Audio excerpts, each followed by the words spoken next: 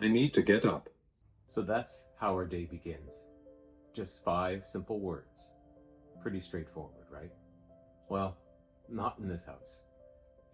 For most people, getting up is bounding out of bed, maybe jumping in the shower, and making that first cup of coffee. But for here, it's an orchestrated set of steps just to get the day started. Because behind all that is a chain reaction of events.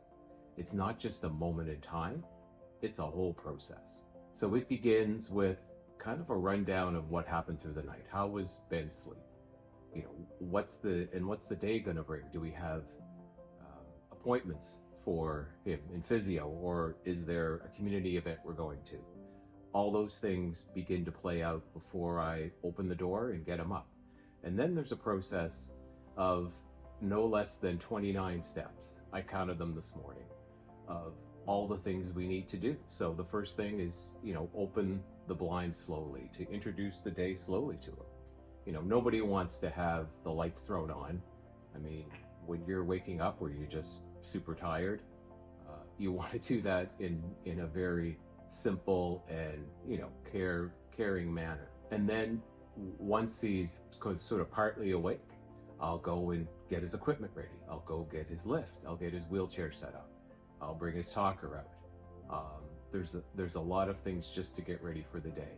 Set up the dishes for breakfast. And then I'll go back and I'll go through the steps of kind of getting him fully awake, doing some stretches, helping him start the day.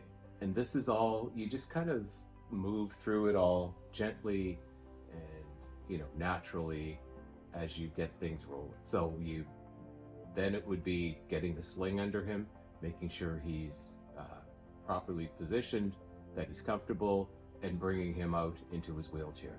But all the time you're doing this, you're thinking 2 steps ahead.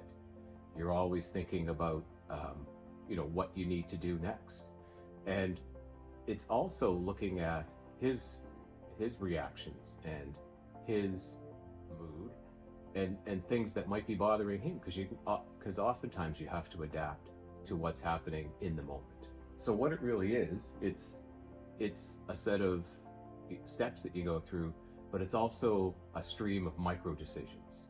Dozens of micro decisions you have to play through in your mind and figure out what's the best way this is going to unfold this morning. Whether you speak to him, whether he just wants some silence, it's all done very gently. It's all done with a purpose. Each one is making sure he's comfortable, he's safe, and with dignity, right? And these decisions, they just don't happen in the morning. They happen all day long, all day, every day, and they're layered onto everything else that happens in the day. That's why caregiving feels like you're always on, even in silence. It's hard to explain just how much you're processing, in the quiet, right? You've got schedules in your mind, you've got what's coming up, you're thinking about how his night went, and you're trying to get him started in the best way possible.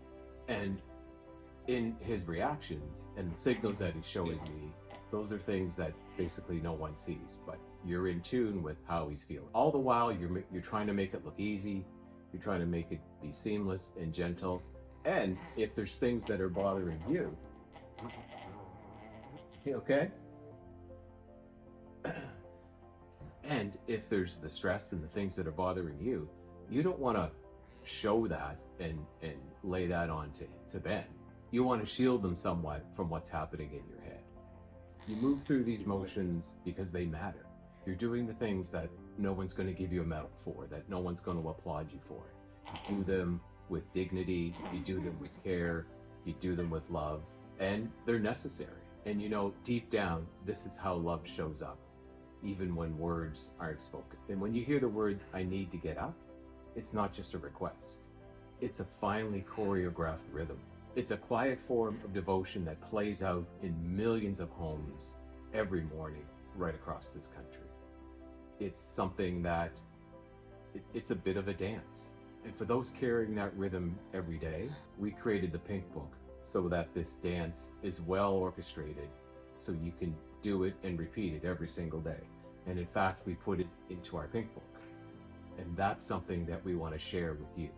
So if you want some help choreographing your rhythm in the morning or all through the day, then just put pink in the comments below and we'll get you started. We'll help you get that rhythm, get that quiet devotion of providing the care for your loved one in the best possible way.